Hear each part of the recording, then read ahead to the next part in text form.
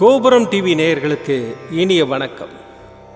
இன்று பிறந்தநாள் காணும் மற்றும் மணநாள் காணும் அத்துணை சகோதர சகோதரிகளுக்கும் எங்களது இனிய வாழ்த்துக்கள். பாபாவின் ஆசிகளோடு பல்லாண்டு காலம் நீங்கள் எல்லா வளங்களும் செல்வங்களும் பெற்று நலமுடன் வாழ வாழ்த்துகிறோம். பாபா அழைக்கிறார். அவரின் பொன்மொழிகளை கேட்பதற்காக, நம் பிரச்சனைகளை தீர்த்து வைக்கும் அற்புதமான கூட்டு பிரார்த்தனை செய்வதற்காக, மேலும் மனம் ஒருநிலைப்படவும் மனம் அமைதி பெறவும் அற்புதமான தியானம் செய்யவும் பாபா அழைக்கிறார். பாபா நம் கரங்களை பிடித்து அழைத்து சென்று அற்புதம் நிகழ்த்தவிருக்கிறார். வாருங்கள், பாபாவின் பொன்மொழிகளை தரிசனம் செய்வோம். அன்பு குழந்தையே, உனக்கு அறிவுரை சொல்பவர்கள் உன்னுடன் இருப்பதில்லை. அப்படி இருப்பவர்கள் விலகிச் செல்லவும் தயங்குவதில்லை. நீ நன்றாக இருந்தால் மட்டுமே இந்த உலகமும் உறவுகளும் உன்னை நேசிக்கும். சற்று தளர்ந்து போனால் உன்னை ஏசும். இதுதான் வாழ்க்கை. இனிதான் உனது பயணம் துவங்கப் போகிறது. மனம் தளராமல் பயணத்தை தொடங்கு. எப்படிப்பட்ட கஷ்டங்கள் வந்தாலும் அதை மகிழ்ச்சியோடு ஏற்றுக்கொள். உனக்கு வேண்டியதை செய்ய நான் ஒருவன் மட்டுமே கடமைப்பட்டுள்ளேன். இந்த மாயை உலகத்தில் நீ காண்பது, கேட்பது, பழகுவது அனைத்தும் மாயை. நேரம் கடந்து போனால் அனைத்தும் உன்னை விட்டு விலகிப் போய்விடும். நீதான் தன்னம்பிக்கையோடும் தைரியத்தோடும் வாழ வேண்டும். எவரை பற்றியும் கவலைப்படாமல் நீ வாழும் வாழ்க்கைக்கு மதிப்பு வரும்படி வாழ பழகிக்கொள். தூற்றுபவர்கள் தூற்றட்டும். நான் உன்னுடன் இருக்கும் வரை எதற்காகவும் எந்த சூழ்நிலையிலும் கலங்காதே. உன்னை உயர்த்தி அழகு பார்க்கப் போகிறேன். உன்னை காப்பது எனது கடமை. நான் இருக்கிறேன். எதை செய்தாலும் என்னை நினைத்து செயல்படு. நான் உன்னை கைவிட மாட்டேன். உன் அப்பா சாய் இருக்கிறேன், கவலைப்படாதே. ஓம் சாய்ராம். பாபாவின் அற்புதமான பொன்மொழிகளை தரிசனம் செய்தோம். அடுத்த நிகழ்வு கூட்டு பிரார்த்தனை. நம் மனநலன் சார்ந்த பிரச்சனைகளுக்காகவும் உடல் நலன் சார்ந்த பிரச்சனைகளுக்காகவும் மற்றும் நம் அனைத்து விதமான பிரச்சனைகளுக்காகவும் சாய்நாதரிடம் கூட்டு பிரார்த்தனை செய்வோம். வாருங்கள், இந்த அற்புதமான கூட்டு பிரார்த்தனையை செய்வோம். பிரார்த்தனாஷ்டகம். 8 பிரார்த்தனைகள். சாந்தமான மனம் கொண்ட சாயிநாதரே, அறிவின் சிகரமே, அன்புள்ளம் கொண்டவரே, கருணை கடலே, உண்மையின் இருப்பிடமே, மாயை என்னும் இருளை அகற்றுபவரே, ஜாதி மத பேதங்களுக்கு அப்பாற்பட்டவரே, எங்களின் புரிந்து கொள்ளும் திறமைக்கு அப்பாற்பட்டவரே, அன்பின் இருப்பிடமே, ஷீரடி வாழ் இறைவனே, என்னை காப்பாற்றும், என்னை காப்பாற்றும். ஞான சூரியனே, ஞானத்தை வழங்குபவரே, பக்தர்களின் மனங்களில் உலவிடும் பரமஹம்சரே, அனைத்து நன்மைகளுக்கும் காரணமானவரே, தங்களை சரணடைந்தவரை காப்பவரே, படைக்கும் தொழில் புரியும் பிரம்மாவும் காக்கும் கடவுளான விஷ்ணுவும் நீங்களே. 3 உலகங்களையும் யுகங்கள் முடிவில் தன்னுள் ஐக்கியமாக்கிக் கொள்ளும் ருத்திரனும் தாங்களே. நீங்கள் இல்லாத இடம் இந்த பூமியில் ஏது? எல்லாம் அறிந்த இறைவன் நீங்கள். எங்கள் எல்லோரின் இதயங்களிலும் வசிப்பவரும் நீங்களே. எனது எல்லா குற்றங்களையும் மன்னிக்க வேண்டும் என்று வேண்டி கேட்டுக்கொள்ளுகின்றேன். அலை அலையாய் தொடர்ந்து வரும் சந்தேகங்களையும் மனமயக்கங்களையும் போக்குவீராக. நீங்கள் கோமாதா, நான் பிறந்த இளங்கன்று. நீங்கள் சந்திரன், நான் சந்திரகாந்த கல். தங்கள் பாதங்கள் கங்கை நதி. பணிவுடன் இந்த தாசன் உங்கள் பாதங்களில் தலை வணங்குகிறேன். உங்கள் கைகளை என் தலைமீது வைத்து ஆசை கூறுங்கள். என் கவலைகளும் துன்பங்களும் பறந்தோடட்டும். இந்த கணு தங்களின் தாசன். இந்த 8 துதிகளையும் கூறி நான் உங்களை சாஷ்டாங்கமாக நமஸ்கரிக்கின்றேன். எனது பாவங்கள், துன்பங்கள் மற்றும் ஏழ்மை நிலை இவை யாவும் உடனடியாக விலகி ஓடட்டும். ஓம் சாய்ராம். ஓம் சாய்ராம். ஓம் சாய்ராம். அற்புதமாக கூட்டு பிரார்த்தனை செய்தோம். பாபா நம்முடைய கோரிக்கையை ஏற்று நிச்சயமாக நமக்கு அற்புதங்களை செய்வார் என்பது சத்தியம். இனி கண்களை மூடி பாபாவை மனதில் நிறுத்தி பாபாவின் அற்புதமான சக்தி வாய்ந்த மந்திரத்தை அனுபவிப்போம். ஓம் ஷிரடி வாசாய வித்மஹே சச்சிதானந்தாய தீமஹி தன்னோ சாயி பிரச்சோதயாத். ஓம் ஷிரடி வாசாய வித்மஹே சச்சிதானந்தாய தீமஹி தன்னோ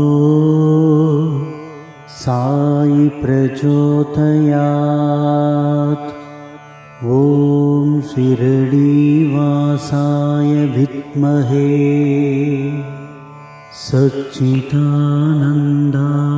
தீமஹி தன்னோ சாயி பிரச்சோதயாத். ஓம் ஷிரடி வாசாய வித்மஹே சச்சிதானந்தாய தீமஹி தன்னோ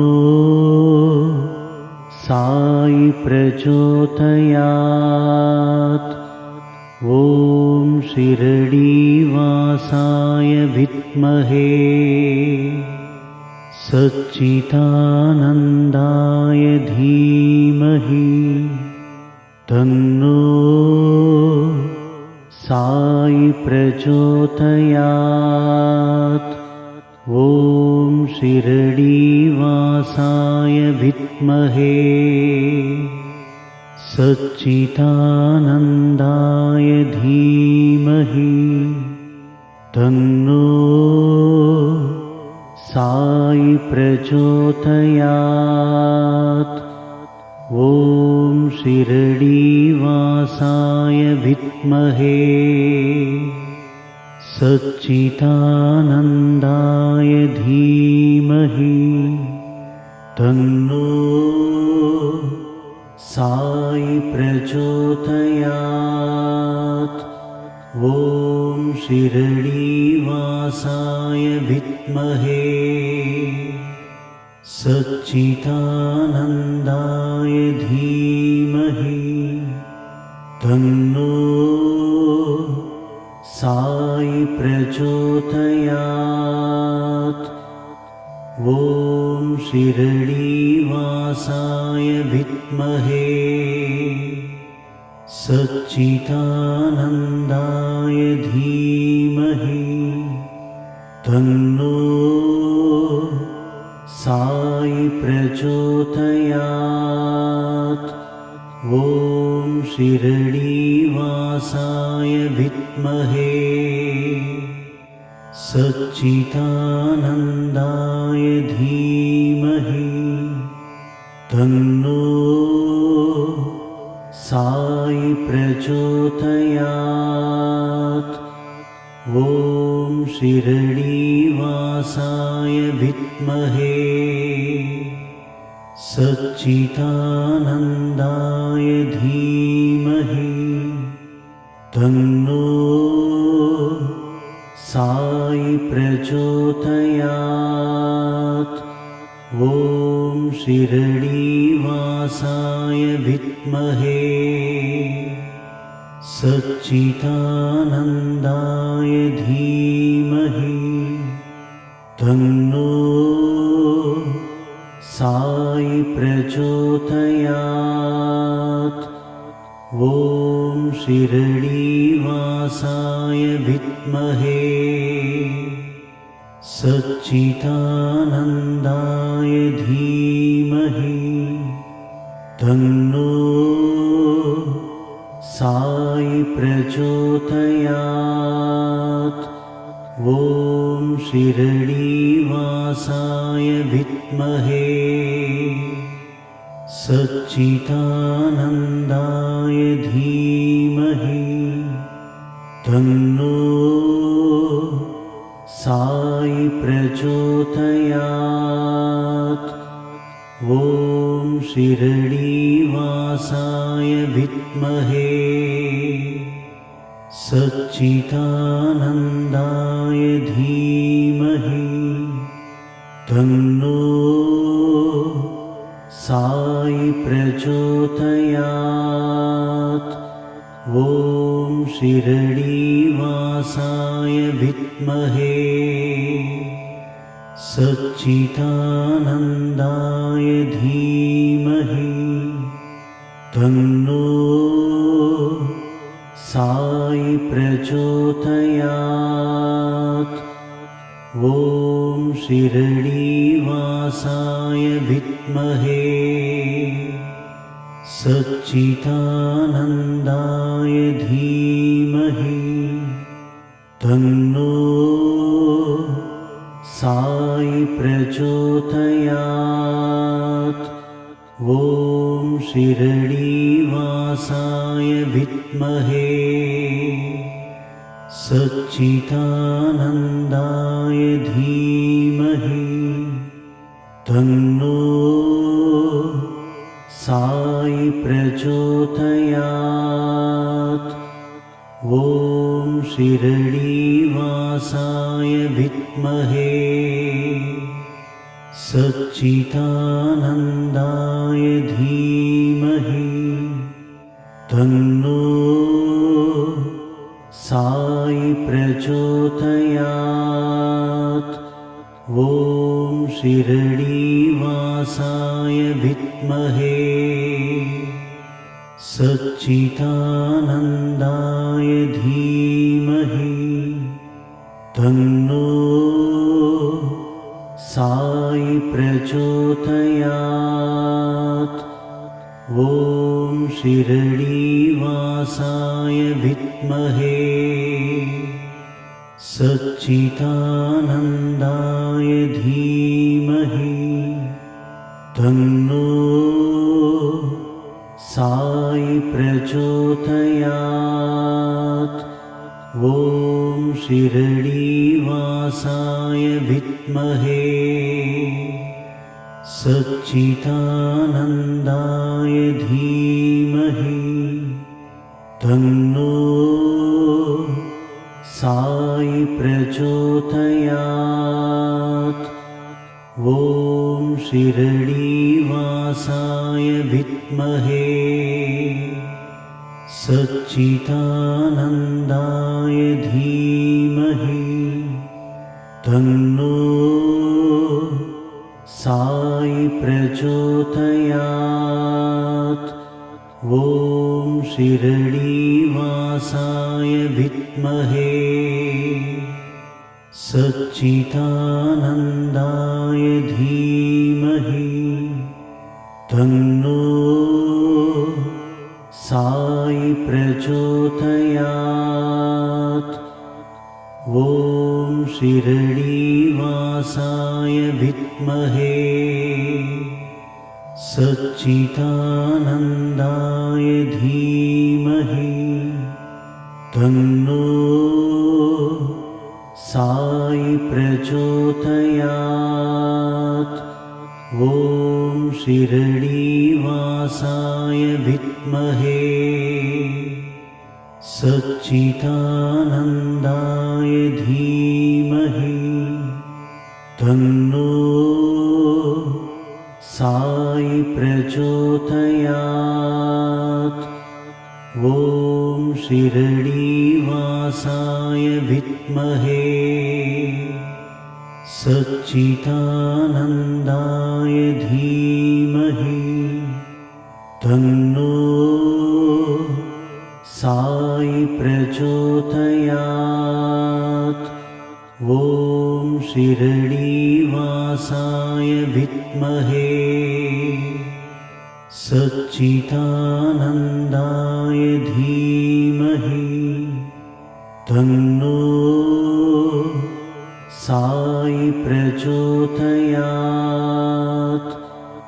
ॐ शिरडीवासाय विद्महे सच्चिदानन्दाय धीमहि तन्नो साई प्रचोदयात्। ॐ शिरडीवासाय विद्महे सच्चिदानन्दाय धीमहि तन्नो साई प्रचोदयात्। ॐ शिरडीवासाय विद्महे सच्चिदानन्दाय धीमहि तन्नो साई प्रचोदयात्। ॐ शिरडीवासाय